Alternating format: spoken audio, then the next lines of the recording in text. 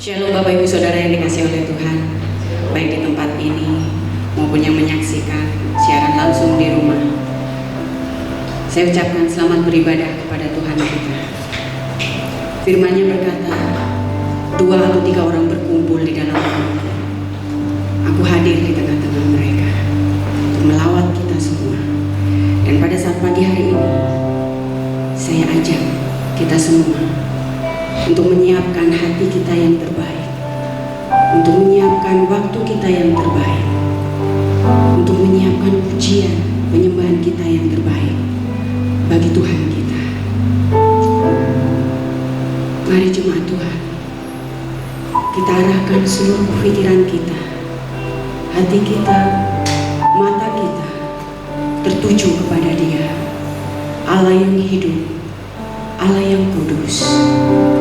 Terima kasih Tuhan. Ini kami Bapa.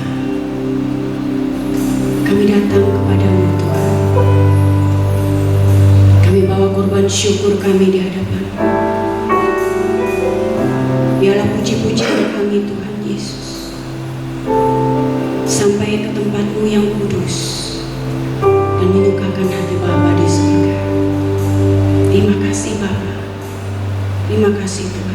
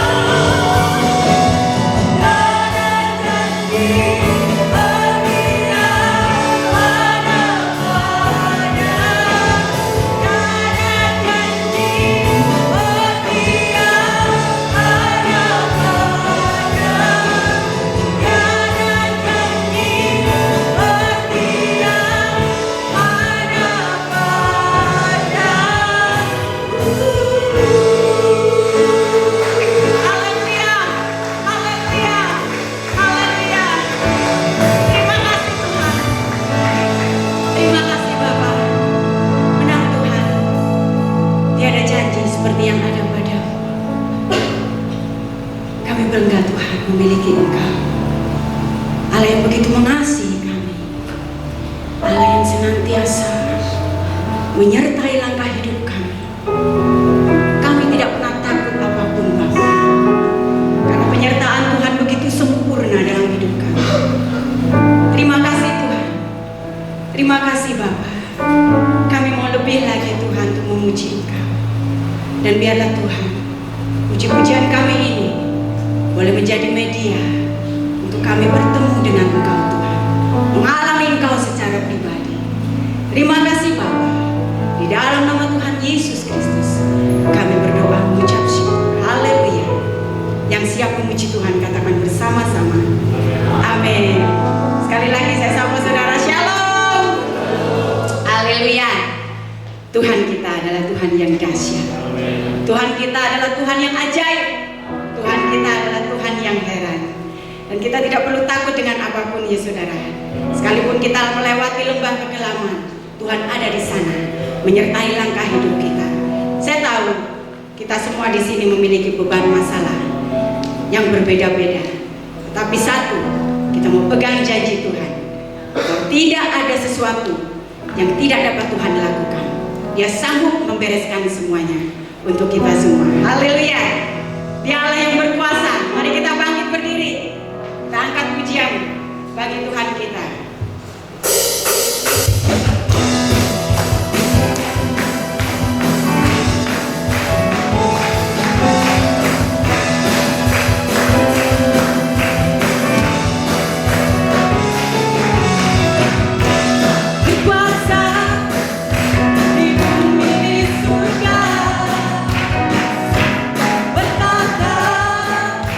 Dalam kemuliaan, oh, oh, oh.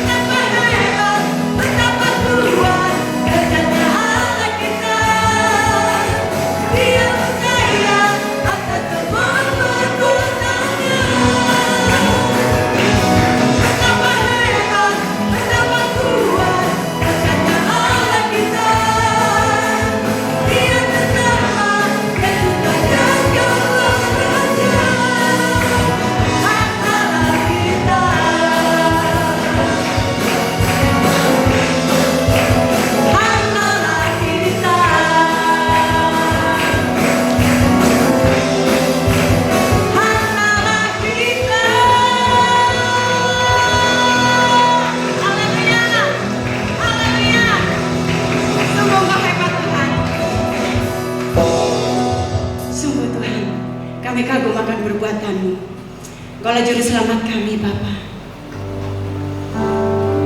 Kembali kami menyatakan Tuhan, bahwa kami tidak takut, sekalipun kami melewati lembah kekelaman, karena penyertaan-Mu begitu sempurna dalam hidup kami, Tuhan. Terima kasih, Bapa. Engkaulah Juru Selamat kami, Engkaulah gunung batu kami, Engkaulah pujian kami, Tuhan. Haleluya, haleluya, haleluya.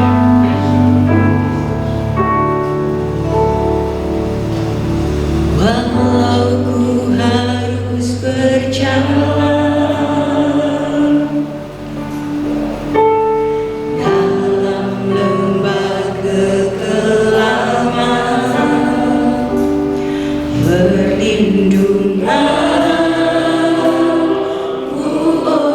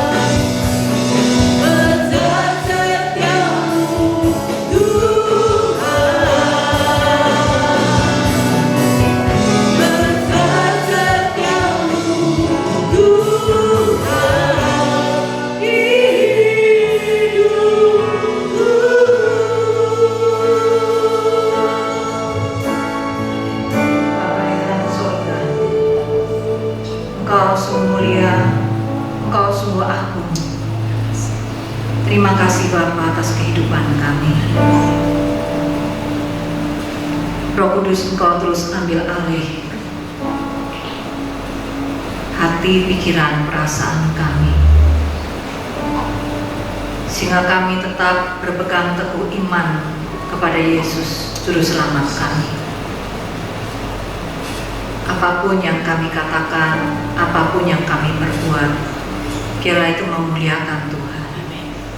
Kami berdoa untuk setiap jemaat-jemaat, baik yang ada di live streaming maupun yang di tempat ini. Engkau yang memberkati, Engkau yang melindungi, Engkau yang menyertai, dan Engkau yang melembutkan setiap hati. Biarlah hati kami semua dibajak, sehingga ketika benih-benih firman itu ditaburkan, benih-benih ini dapat bertumbuh dengan sehat, membawa kami untuk dapat menjaga iman kami yang sementara maupun iman kami keselamatan bersama dengan Engkau. Terima kasih ya Bapa. Ambil alih seluruhnya acara ini. Biarlah firman-Mu, biarlah Roh Kudus yang menguasai kami, melawat kami, berbicara pribadi lepas pribadi. Di dalam nama Yesus kita mengucap syukur dan berdoa. Amin. Shalom. Shalom jemaat yang dikasihi Tuhan. Puji Tuhan, kita sudah melewati beberapa minggu di bulan Januari. Ya, kita lihat situasi sekarang semakin tidak menentu ya. Tanggal 6 tiba-tiba ada keputusan pemerintah melakukan PSBB dari Jawa hingga Bali, dan langsung dimulai tanggal 11 sampai 25. Nah, kondisi-kondisi yang tidak menentu ini membuat kita menjadi kadang-kadang khawatir ya. Kenapa?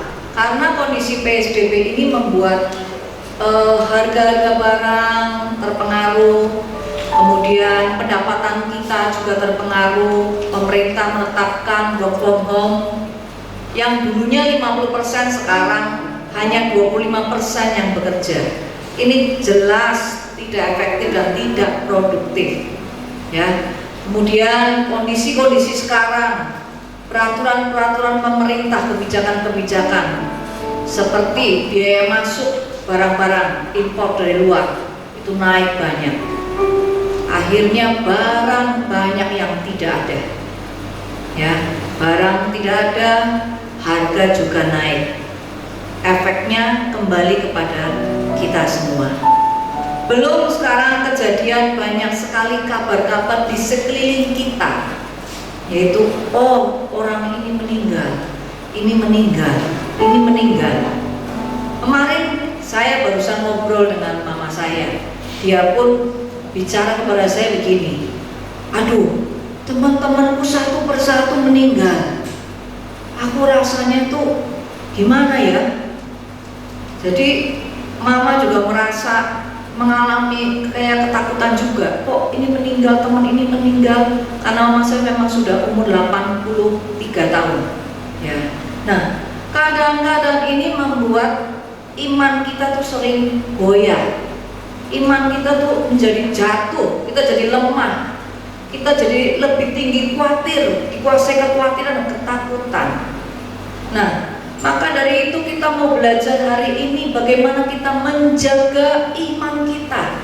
Kita mau belajar itu karena kondisi ke depan, kondisinya akan terus seperti ini yang tidak bisa kita prediksi.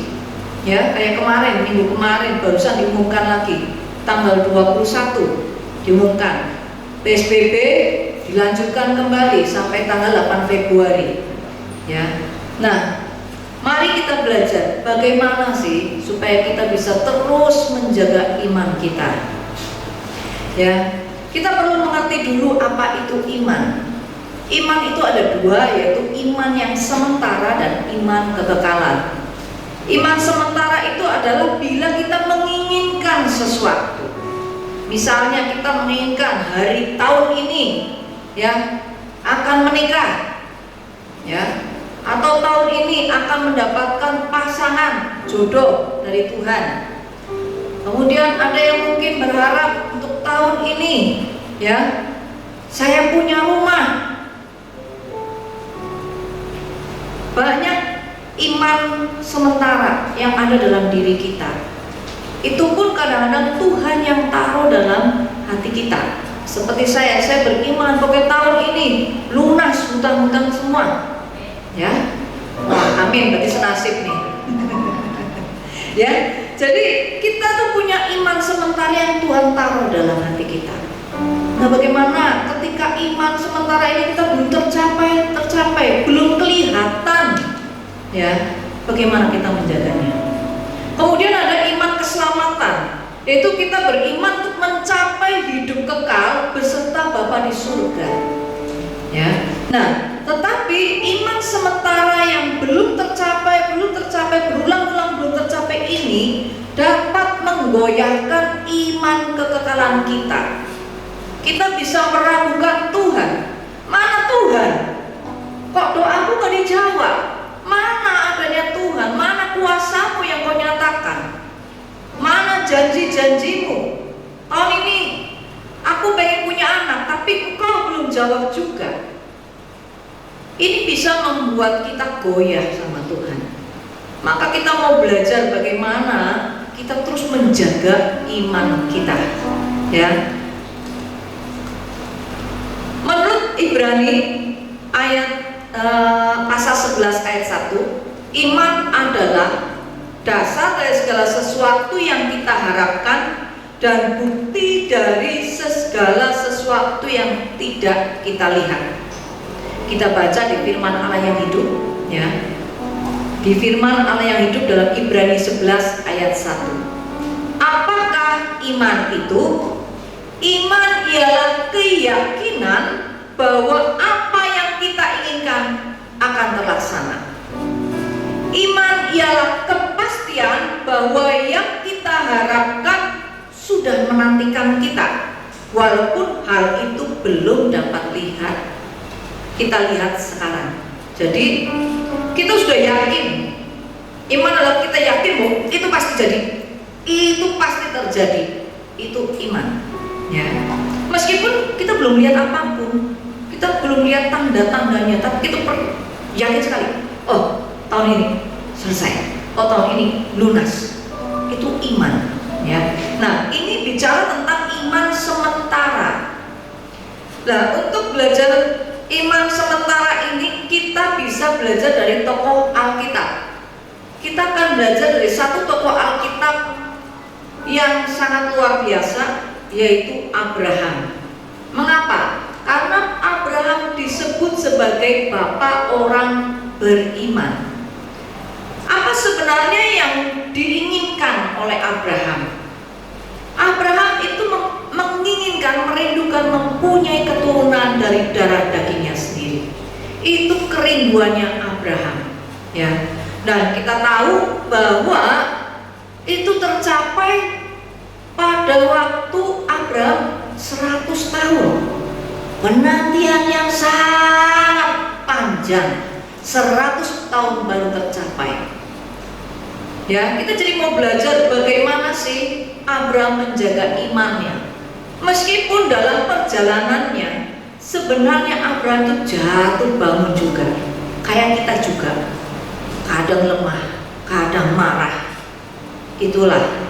Tapi bagaimana dia akhirnya tercapai umur 100 tahun mendapat mujizat Tuhan, mendapatkan keturunan. Ya. Nah, kita akan belajar dari kitab Kejadian.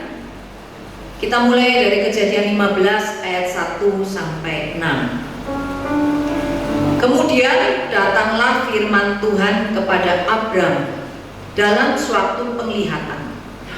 Janganlah takut Abram, akulah perisaimu, upahmu akan sangat besar. Abram menjawab, ya Tuhan, apakah yang akan kau berikan kepadaku? Karena aku akan menikah dan tidak mempunyai anak. Dan yang akan mewarisi rumahku adalah Eliezer, orang Damsyik itu. Lagi kata Abram, engkau tidak memberikan kepadaku keturunan, sehingga seorang hambaku nanti menjadi ahli warisku. Tetapi datanglah firman Tuhan kepadanya demikian, orang ini tidak akan menjadi ahli warismu, melainkan anak kandungmu, dialah yang akan menjadi ahli warismu. Lalu Tuhan membawa Abraham keluar serta berfirman, coba lihat ke langit, hitunglah bintang-bintang jika kau dapat menghitungnya. Maka firman-Nya kepadanya, demikianlah banyaknya nanti keturunanmu. Lalu percayalah Abraham kepada Tuhan, maka Tuhan memperhitungkan hal itu kepadanya sebagai kebenaran. Di dalam kitab Kejadian ini kita lihat di ayat yang kedua, di sini Abraham itu menjawab Tuhan itu terus terang dengan marah. Mengapa Abraham marah? Karena di dalam kitab Kejadian yang pasal 12 ayat 1 sampai 2, di mana Tuhan menyuruh Abraham meninggalkan Ur Kasdim ke negeri yang ditunjuk oleh Tuhan. Dan di situ Tuhan berjanji kepada Abraham. Begini, pasal 12 ayat 1-2. Berfirmanlah Tuhan kepada Abraham, pergilah dari negerimu dan dari sanak saudaramu dan dari rumah bapamu ini ke negeri yang akan kutunjukkan kepadamu. Aku akan membuat engkau menjadi bangsa yang besar dan memberkati engkau serta membuat namamu masyhur dan engkau akan menjadi berkat. Di sini Tuhan berjanji menjadikan Abraham menjadi bangsa yang besar. Tetapi ternyata memang Abraham itu luar biasa diberkatinya, menjadi sangat-sangat kaya. Tetapi dia punya kekayaan itu sangat banyak, tetapi dia tidak punya keturunan. Dan dia merasa percuma aku punya uang banyak, aku punya kekayaan yang sangat banyak, ternak-ternak yang sangat banyak, tetapi aku nggak punya keturunan yang akan mewarisi hartaku semua. Itulah yang membuat Abraham itu marah. Mana janjimu? Karena di ayat pertama Tuhan ngomong, jangan takut Abraham, akulah perisaimu, upahmu akan sangat besar. Jadi Abraham itu marah, kamu tuh berjanji aja, mana buktinya? Aku tuh nggak punya keturunan. Engkau sudah berjanji aku menjadi bangsa yang besar, mana? Sebenarnya di situ Abraham marah. Ya, maka ketika itu Tuhan tidak menjawab, dia diam. Kemudian di ayat yang ketiga kita lihat, barulah Abraham merendah. Dia berkata di situ dengan lembut, lagi kata Abraham, engkau tidak memberikan kepadaku keturunan, sehingga seorang hambaku nanti menjadi ahli warisku. Nah, ketika Abraham mulai merendah, mulai melembutkan kembali hatinya, barulah Tuhan berbicara kembali. Ya, dia memberikan janjinya. Lihat bintang di langit, kalau engkau bisa hitung, anakmu itu akan seperti itu banyaknya, keturunanmu akan seperti itu banyaknya. Dari situlah Abraham mulai timbul lagi. Dengan janji Tuhan dia timbul lagi percaya, dan itu dianggap kebenaran. Artinya di ayat 6 ini adalah Abraham tidak percaya karena apa yang dia perbuat, tapi dia percaya dengan imannya. Timbul iman percaya tanpa melihat dia perbuatan-perbuatan yang menuruti hukum Taurat. Maka itulah yang dianggap kebenaran oleh Allah. Ya. Nah,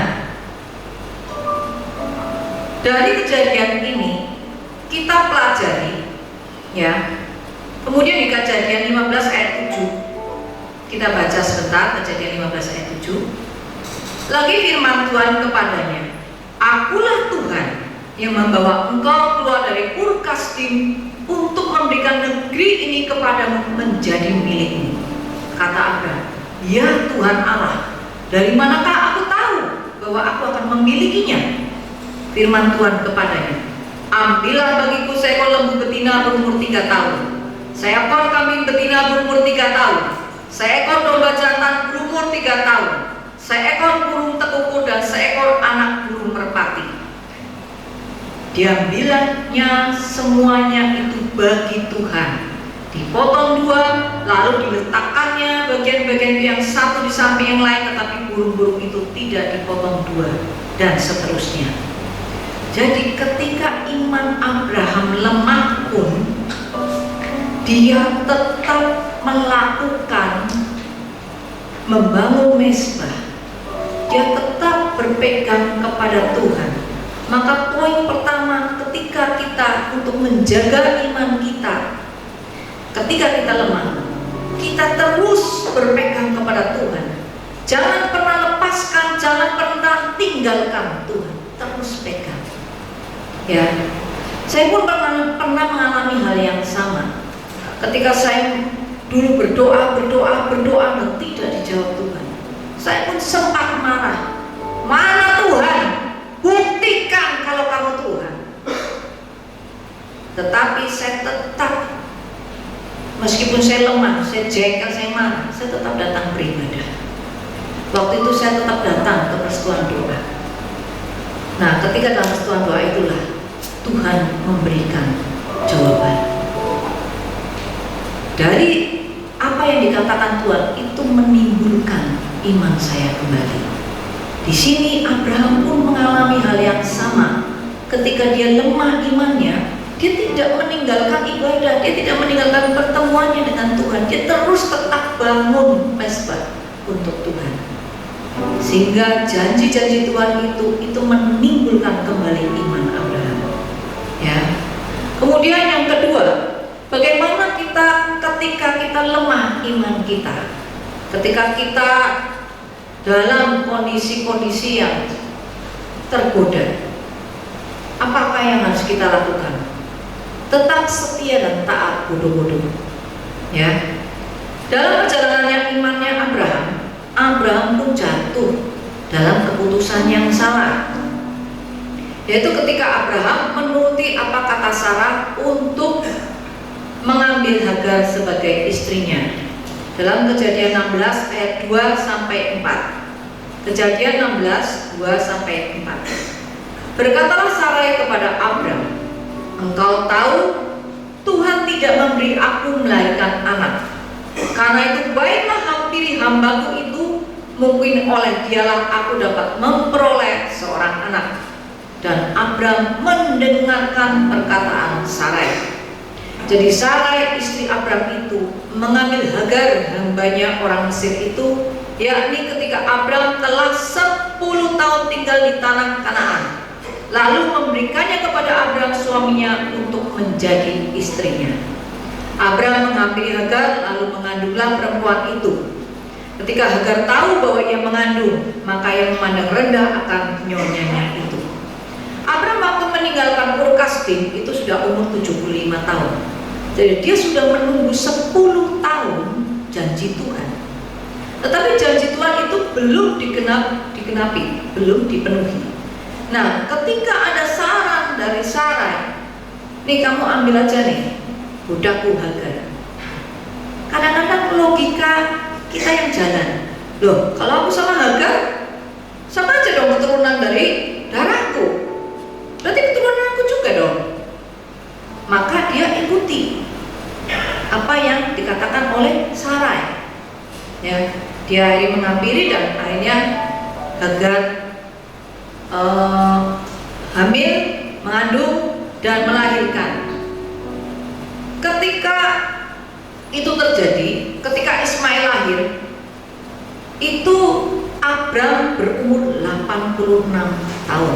Artinya 10 tahun dia berjanji, ditungguin janji Tuhan, tidak terpenuhi. Ada saran dari orang yang menurut dia, oh tetap sesuai lah dengan janji Tuhan. Ya, kan sama saja keturunan dari darah. Nah, disitulah kesalahannya bahwa Abraham tidak bertanya dulu sama Tuhan. Dia langsung melakukan apa yang dia dengar. Kenapa? Sesuai dengan logikanya. Nah, kita pun dalam perjalanan hidup kita, perjalanan iman kita pun sering salah langkah. Kadang kita merasa, oh janji Tuhan misal tahun ini lunas. Terus kemudian ada orang yang ingin menolong. Kita langsung, wah mungkin ini jalan Tuhan, ya ambil aja. Tanpa kita bertanya kepada Tuhan. Ini contoh ya. Seperti Abraham juga, Abraham pun melakukan hal yang sama.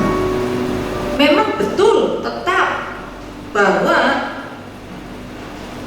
Tuhan itu berjanji kepada Abraham, engkau akan mempunyai keturunan yang banyak.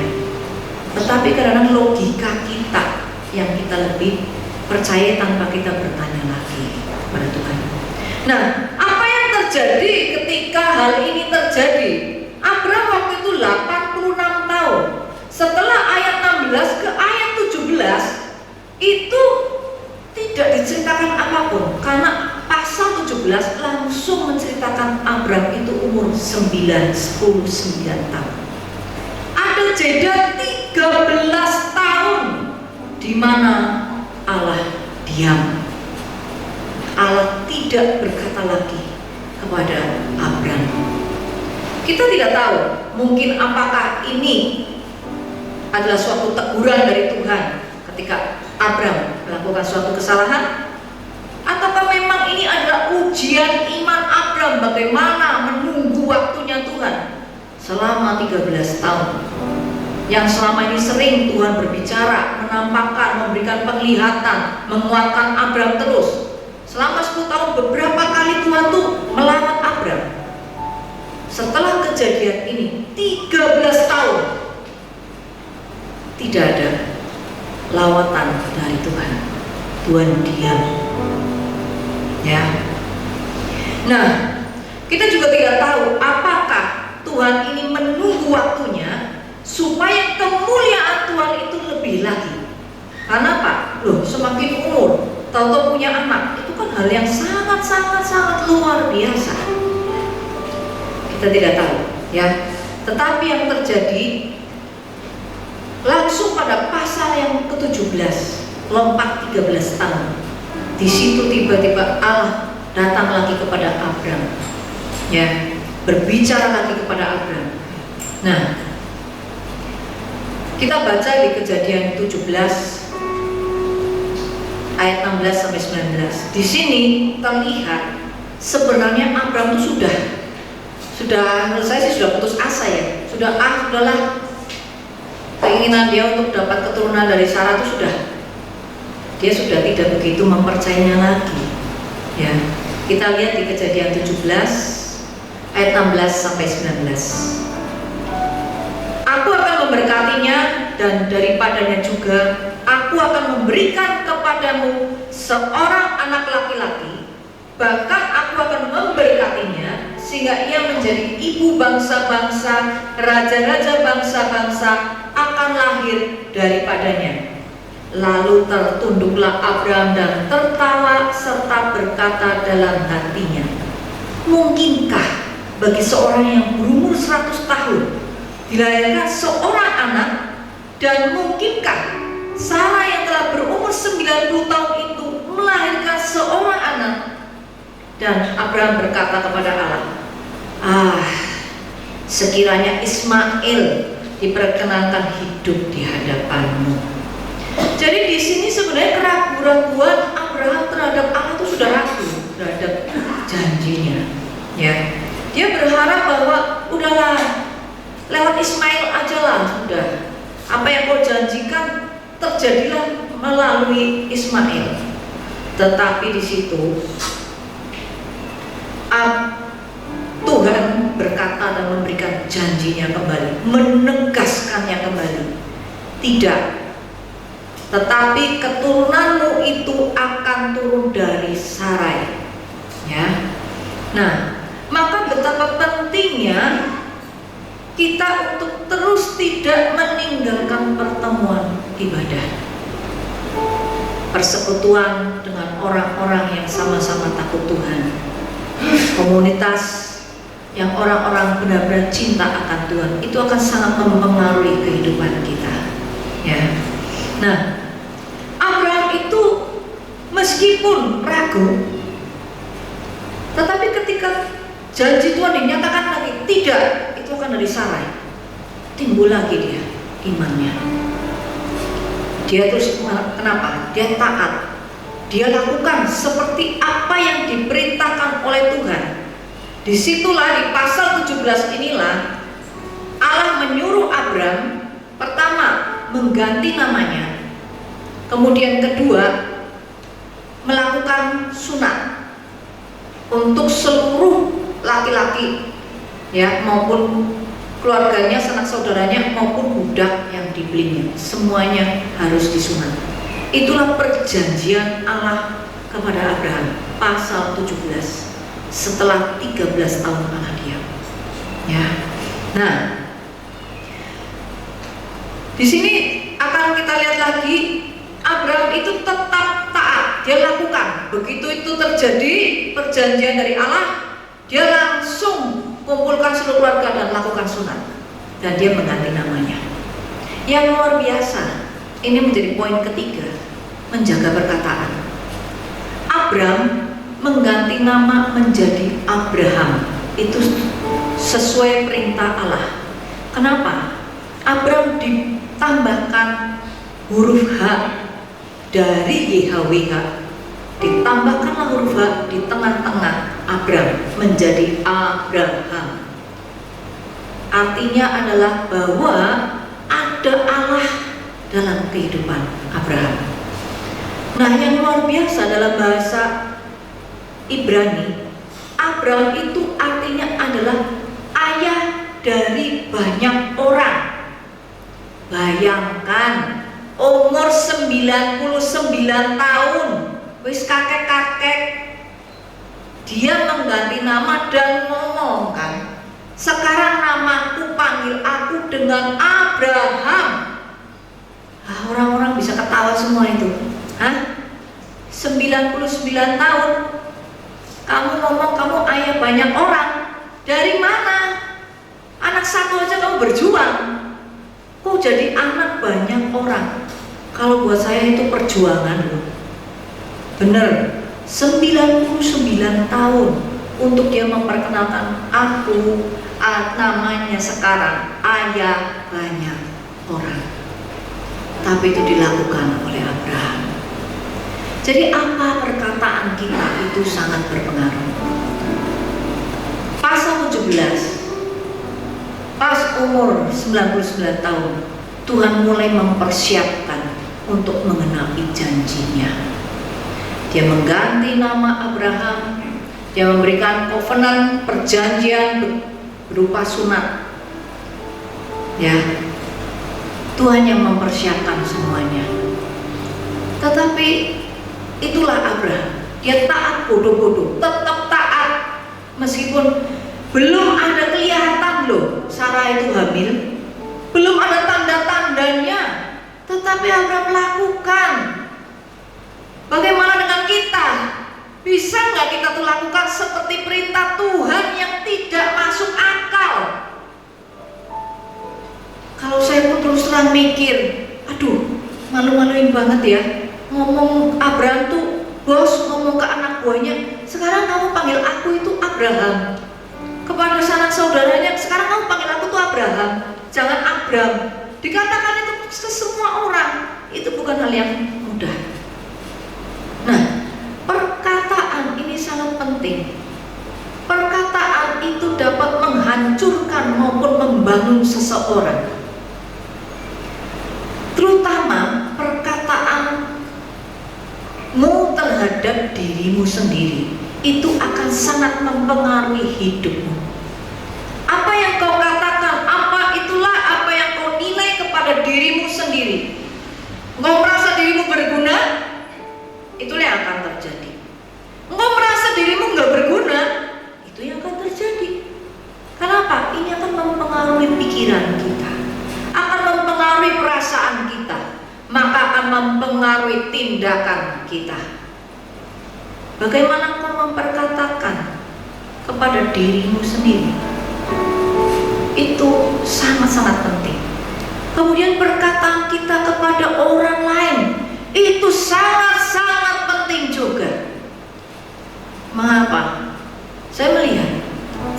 Ada orang yang ibaratnya begitu dengan perkataan yang menyerang dia, menghancurkan dia, itu membuat dia itu merasa takut, merasa khawatir, merasa gak karuan, merasa dirinya sudah tidak berguna, tidak berharga, tidak berarti, sehingga dia mau bunuh diri. Perkataan jangan diremehkan. Maka jaga perkataan kita, baik kepada diri kita maupun kepada orang lain. Bangunlah perkataan-perkataan yang membangun. Katakan yang membangun. Meskipun kenyataan itu belum ada, perkatakan yang membangun. Karena itu akan membangun seseorang, akan membangkitkan iman seseorang. Perkataan kita itu sangat-sangat tajam. Ya. Nah, ini pentingnya juga mengapa kita harus selalu membaca Alkitab. Karena ketika kita membaca Alkitab, kita akan mengenal Allah. Dan ketika kita mengenal Allah, kita pun akan mengenal identitas kita di hadapan Allah. Dan itu sangat membangun kita. Itu membangun iman kita. Betapa Allah itu menghargai kita, Allah itu mengasihi kita. Maka dia mengorbankan putranya mati buat kita. Kalau kita tidak berharga, dia tidak akan mati buat kita. Tapi begitu berharganya diri kita, maka Yesus mau mati buat kita. Ya, jadi perkataan kita sangat kita jaga, baik kepada diri kita maupun kepada orang-orang lain. Bangunlah perkataan-perkataan yang membangun, ya, karena perkataan ini dapat membangkitkan iman seseorang. Kemudian poin yang keempat yaitu Abraham terus berusaha, pikiran dan hatinya itu tertuju kepada Tuhan. Saya sangat diberkati pada pasal Kejadian 18 ayat 1 sampai 3. Kejadian 18 1 sampai 3. Ini kejadian waktu Abraham juga berumur 99 tahun. Jadi Tuhan melawat Abraham pas umur 99 tahun itu 2 kali. Pertama tadi melakukan perjanjian sunat dan mengganti nama. Yang kedua, Tuhan datang kembali kepada Abraham. Kejadian 18 ayat 1 sampai 3. Kemudian Tuhan menampakkan diri kepada Abraham dekat pohon tarbanting di Mamre. Sedang ia duduk di pintu kemahnya waktu hari panas terik. Ketika ia mengangkat mukanya, ia melihat 3 orang berdiri di depannya. Sesudah dilihatnya mereka, ia berlari dari pintu kemahnya, menyongsong mereka, lalu sujudlah ia sampai ke tanah, serta berkata, Tuanku, jika aku telah mendapat kasih Tuanku, janganlah kiranya lampaui hambamu ini. Di dalam ayat yang lain, di dalam terjemahan yang lain, 3 orang berdiri ini bukan di depannya, tetapi di seberangnya. Ada jarak. Maka Abraham berlari. Nah, kita lihat peristiwa ini sebentar. Ya, Abraham ada di pintu kemahnya, duduk di situ. Ini bukanlah tempat yang adem sejuk, ini padang. Dan hari itu panas terik. Kalau orang yang melihat dari pintu kemah ke tempat yang terbuka di pas panas terik, itu silau dan sulit untuk melihat. Tetapi Abraham mengenali itu Tuhan. Dia langsung mengenali, oh itu Allah. Dan dia langsung berdiri, dia langsung berlari menyongsong, sujud sampai ke tanah. Artinya apa? Tuhan itu, Abraham itu hati dan pikirannya tertuju pada Allah. Ada namanya posisi berjaga-jaga. Dia langsung tahu, mengenali itu Allah. Artinya apa? Abraham bergaul karib dengan Allah. 13 tahun Allah diam, tetapi Abraham tetap mengenal itu Allah. Itu yang sangat memberkati saya. Saya melihat bahwa Abraham itu sangat dekat. Hati, pikiran, perasaannya dikuasai oleh Allah. Ya. Tapi bagaimana caranya? Bagaimana Abraham itu begitu karibnya, dia begitu langsung tahu dari seberang itu, wah itu Allah. Bagaimana itu terjadi? Kita lihat bagaimana kehidupan Abraham yang dibangun dari dulu. dari umur 75 tahun. Dari dia berpindah ke dari Ur Kasdim. Kejadian 12 ayat 7. Ketika itu Tuhan menampakkan diri kepada Abraham dan berfirman, "Aku akan memberikan negeri ini kepada keturunanmu." Maka didirikannya di situ mezbah bagi Tuhan yang telah menampakkan diri kepadanya. Ketika Abraham berdoa dan Tuhan menampakkan diri, di situ Abraham melihat ini sangat-sangat berarti, sangat berharga, maka dia langsung mendirikan mezbah sebagai peringatan. Ya, di situ Abraham terus membangun hubungan dengan Tuhan. Kemudian kita lihat lagi Kejadian 12 ayat 8. Kemudian ia pindah dari situ ke pegunungan di sebelah timur Betel. Ia memasang kemahnya dengan Betel di sebelah barat dan Ai di sebelah timur.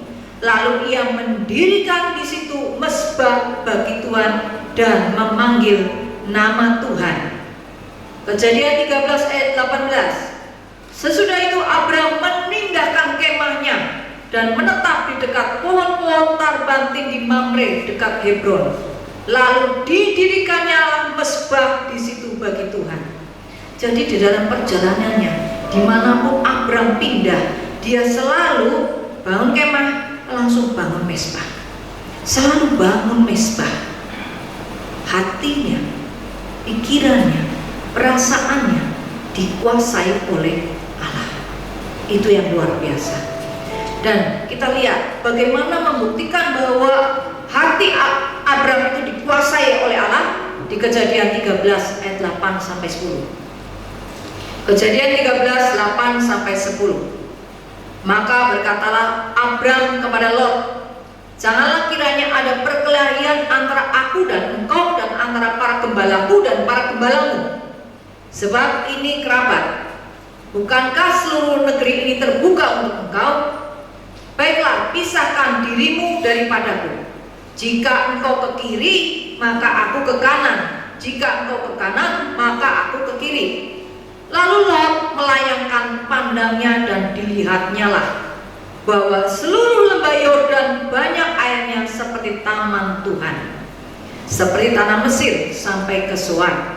Hal itu terjadi sebelum Tuhan memusnahkan Sodom dan Gomora. Nah, dari kejadian ini sebenarnya Abraham itu adalah pamannya Lot. Otomatis sebagai orang yang lebih tua, dia seharusnya mempunyai kehormatan, mempunyai kesempatan untuk dia memilih dahulu.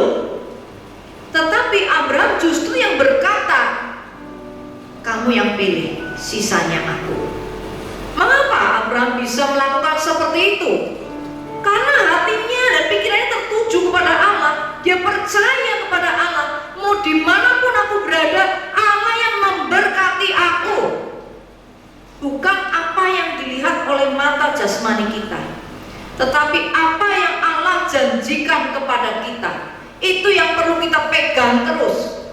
Di masa-masa pandemi ini bukan hal yang mudah untuk menghadapinya, terutama untuk seperti orang-orang yang bekerja, orang yang di dalam bisnis. Godaan-godaan itu banyak untuk kita menjadi takut, menjadi khawatir. Seperti 2 minggu yang lalu saya bicara, jangan dikuasai oleh usahamu, tetapi hati dan pikiranmu harus dikuasai oleh Allah. Inilah prakteknya. Ketika ditantang seperti itu, Abraham itu lebih percaya kepada Allah daripada apa yang dia lihat secara mata jasmani. Kita pun sama. Kadang kita dengan kebijakan-kebijakan pemerintah yang seperti itu membuat kita tuh, aduh, apakah bisa ya hutangku lunas? Dengan kondisi pendapatan akan semakin sulit. Apa bisa? Kalau saya dikuasai oleh usaha saya, pikiran saya sendiri, kedagingan saya sendiri, saya pasti akan menjadi lemah. Tetapi kita harus menjaga pikiran, perasaan hati kita dikuasai oleh Allah, dikuasai oleh janji-janji Allah kepada kita. Inilah yang Abraham lakukan. Dia selalu membangun mezbah dimanapun dia berada. Tujuannya apa? supaya bisa berjaga-jaga. Bagaimana kita berjaga-jaga? Seperti seorang penjaga.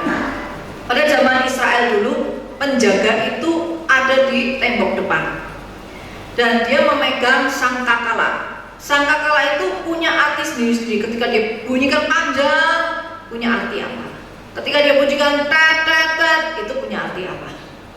Jadi untuk bersedia berperang, ini ada musuh yang datang, itu menggunakan sangkakala.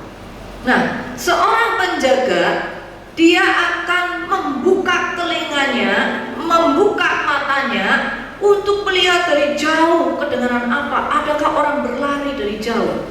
Begitu ada orang berlari, dia akan langsung memberikan peringatan. Nah, berjaga-jaga itu seperti itu. Artinya kita itu membuka telinga kita, melihat secara rohani. Apakah yang Tuhan mau bicara? Apa yang Tuhan mau nyatakan? Bukan apa yang kita lihat sekarang, apa yang kita lihat dalam kenyataan sekarang, tetapi kita mendengar apa yang Tuhan mau ngomong. Itu berjaga-jaga. Dan hal itu bisa dilakukan ketika kita membangun mezbah, ketika kita tidak meninggalkan pertemuan-pertemuan. Mengapa? Waktu kita berdoa, benar, kita memang harus, kita bisa langsung. Saya pun merindukan semua jemaat ini membangun mezbah, membangun pujian penyembahan kepada Allah, membangun hubungan pribadi dengan Allah, hati dan pikiran perasaan tertuju kepada Allah. Itu yang kami rindukan. Tetapi kita juga tetap butuh mentor. Apakah ini kehendak kita? Apakah ini kehendak Tuhan? Apakah benar? Kita perlu konfirmasi peneguhan dari orang-orang di sekitar kita. Tolong bantu doa. Saya dapat pesan ini, apakah benar? Kita tetap butuh mentor, kita tetap butuh komunitas. Tetapi yang pasti harus bangun mezbah pribadi. Jangan tinggalkan Allah, ya. Jadi ada 4 poin penting di mana ketika kita lemah iman, kita terus jangan lepaskan Tuhan, jangan tinggalkan Tuhan, jangan tinggalkan pertemuan-pertemuan ibadah. Terus bangun komunitas-komunitas yang benar-benar cinta akan Tuhan.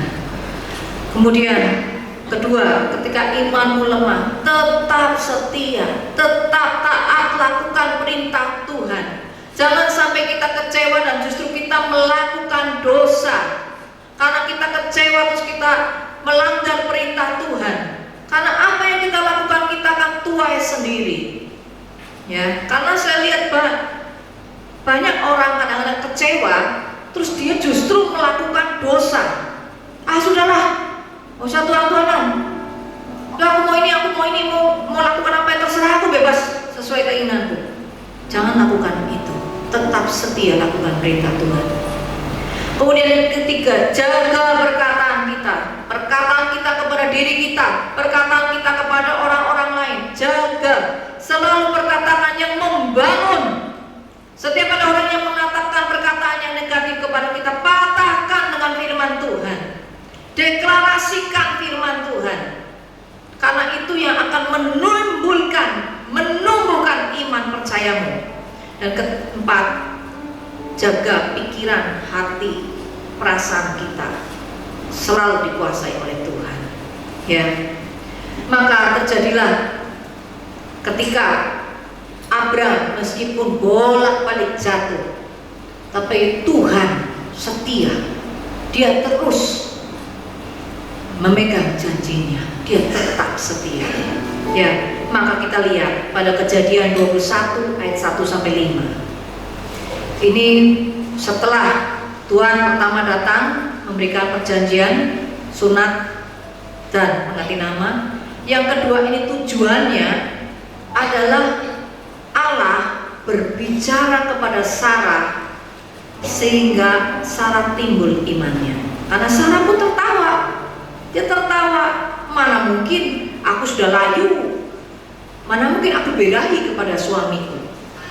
Ya, tetapi di sini Allah memang bertujuan untuk berkata, apakah tidak mustahil buat Allah? Nah, perkataan itu menimbulkan iman buat Sarah. Maka terjadilah tahun depan Sarah mengandung. Ya. Kejadian 21 ayat 1 sampai 5. Tuhan memperhatikan Sarah seperti yang difirmankannya, dan Tuhan melakukan kepada Sarah seperti yang dijanjikannya. Maka mengandunglah Sarah, lalu ia melahirkan seorang anak laki-laki bagi Abraham dalam masa tuanya, pada waktu yang telah ditetapkan sesuai dengan firman Allah kepadanya. Abraham menamai anaknya yang baru lahir itu Ishak, yang dilahirkan Sarah baginya. Kemudian Abraham menyunat Ishak anaknya itu ketika berumur 8 hari, seperti yang diperintahkan Allah kepadanya. Adapun Abraham berumur 100 tahun ketika Ishak anaknya lahir baginya. Suatu penantian yang panjang, 100 tahun menantikan seorang anak dari darah dagingnya Abraham dan Sarah. Ya, ini adalah sesuatu yang luar biasa. Maka betapa kita, janganlah kita lemah iman kita. Kita terus bangun. Jangan tinggalkan, ya, jangan tinggalkan pertemuan-pertemuan ibadah. Karena dari situ ada janji-janji Tuhan yang dinyatakan. Ada perkataan-perkataan firman yang merema dalam hidup kita, dan rema itulah yang akan menimbulkan iman kita, menumbuhkan rohani kita. Tetap setia, taat bodoh-bodoh meskipun itu tidak masuk akal, taatlah kepada Allah. Jaga perkataan kita, selalu perkataan yang membangun. Hentikan segala perkataan-perkataan yang menghancurkan diri kita sendiri maupun menghancurkan orang lain.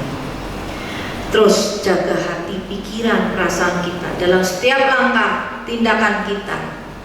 Percayalah kepada janji Allah. Jangan engkau tergoda, engkau menjadi jatuh, menjadi lemah dengan kenyataan-kenyataan yang ada. Ketika engkau dengar-dengaran banyak orang yang meninggal, percayalah, hidup mati dikuasai oleh Tuhan. Tuhan yang menentukan, bukan kita. Jadi tetaplah pegang janji Tuhan, percaya kepadanya. Ayat penutup dari Ibrani 11 ayat 6. Ibrani 11 ayat 6. Tetapi tanpa iman tidak mungkin orang berkenan kepada Allah. Sebab barang siapa berpaling kepada Allah, ia harus percaya bahwa Allah ada dan bahwa Allah memberi upah kepada orang yang sungguh-sungguh mencari Dia. Percayalah kepada Allah dan sungguh-sungguh carilah Allah terus, maka Dia akan menuntun jalan-jalan kita untuk mencapai menggenapi janji Tuhan dalam kehidupan kita. Mari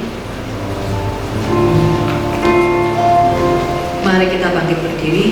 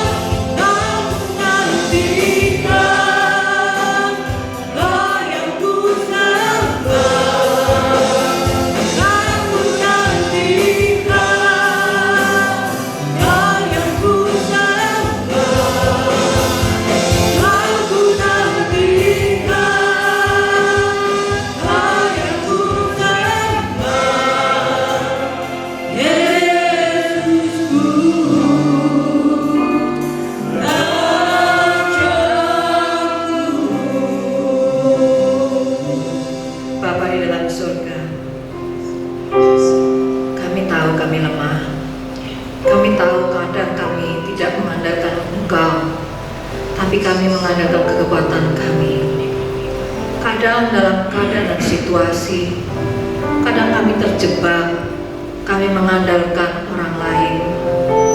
Ampuni kami Tuhan.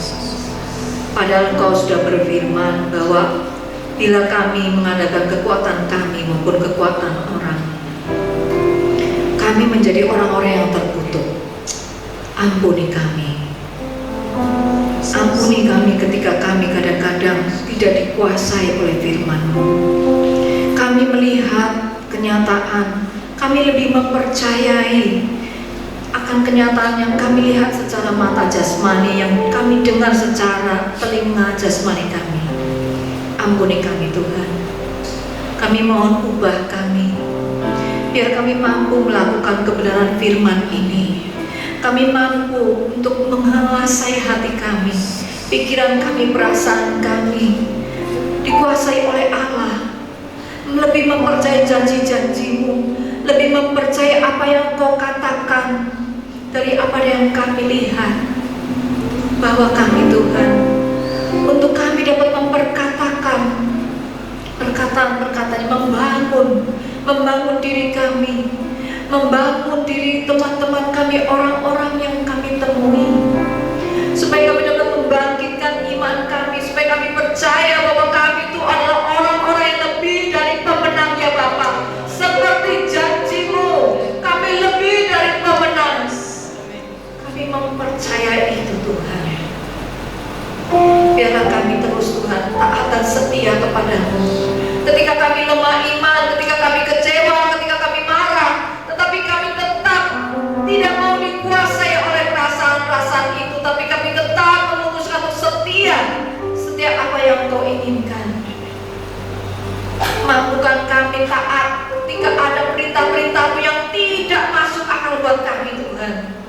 Mampukan kami, rendahkan hati kami untuk kami mau melakukannya, karena kami tahu Engkau Tuhan yang Maha Tahu, lebih tahu dan lebih mengenal kami, sehingga kami mampu Tuhan untuk melakukannya.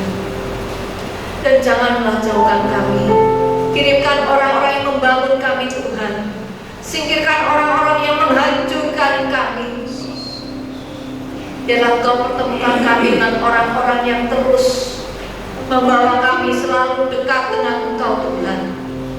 Jangan jauhkan kami dari pertemuan ibadah-Mu maupun persekutuan-persekutuan dengan orang-orang yang percaya Tuhan. Terima kasih ya Tuhan. Kami tahu Kau Allah yang begitu mengasihi kami. Dan biarlah hal ini Tuhan, bahwa Engkau Allah yang begitu mengasihi kami. Engkau selalu memberikan yang terbaik. Meskipun kadang buat kami mungkin itu tidak enak, mungkin itu sakit, tapi kami tahu Engkau Allah yang begitu mengasihi kami. Dan itu biarlah kalimat ini, Allah mengasihi kita, itu kita tulis di dalam loh hati kami. Terima kasih Tuhan atas cinta-Mu. Terima kasih atas kasih-Mu Yesus. Engkau mau mati buat kami karena kami begitu berharga. Terima kasih. Biarlah kebenaran firman ini tidak hanya berhenti di sini, tapi kami benar-benar kami dapat praktekkan dalam menjalani kehidupan kami ke depan Tuhan. Untuk kami mempunyai iman yang teguh dan iman yang terus bertumbuh, sehingga kami dapat menggenapi janji-janji yang Engkau taruh di dalam kehidupan kami. Dalam nama Yesus, mari sama-sama yang percaya katakan amin.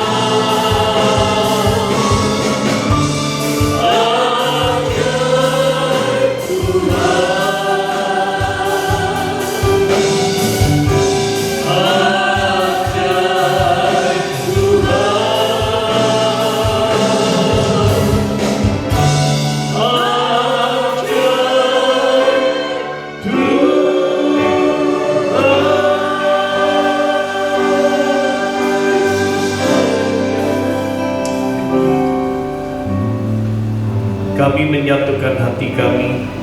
Bagi setiap kami, iman kami yang lemah, Tuhan, Engkau terus kuatkan setiap kami. Kami merindukan Tuhan terus sampai titik akhir. Kami tetap Tuhan di dalam Engkau. Di dalam keadaan situasi kondisi yang tidak menentu ini, kami tahu Kau tidak pernah meninggalkan kami. Yang kami tahu Tuhan, terus Kau kerjakan setiap kehidupan kami untuk memiliki iman yang sempurna seperti apa yang Kau inginkan dalam hidup kami. Terima kasih Tuhan, memberkati hamba-Mu yang telah menyampaikan kebenaran firman. Benih firman yang telah ditabur biarkan itu jatuh di tanah hati yang subur. Biarkan menghasilkan 100 kali pada terus, supaya kami boleh hidup berbuah dan menghasilkan buah yang lebat, sehingga Bapa dipermuliakan bagi kehidupan kami. Bapa, terima kasih Tuhan. Kami berdoa dan menyatukan hati kami untuk negara dan bangsa Indonesia ini. Ampuni bangsa kami. Biarkan Tuhan, kami merindukanlah waktunya bangsa Indonesia dilawan oleh Tuhan. Kami merindukan Tuhan lagi bangsa-bangsa di muka bumi ini. Biarkan kami merindukan setiap lutut bertelut dan setiap lidah mengaku bahwa Yesus Kristus itu Tuhan.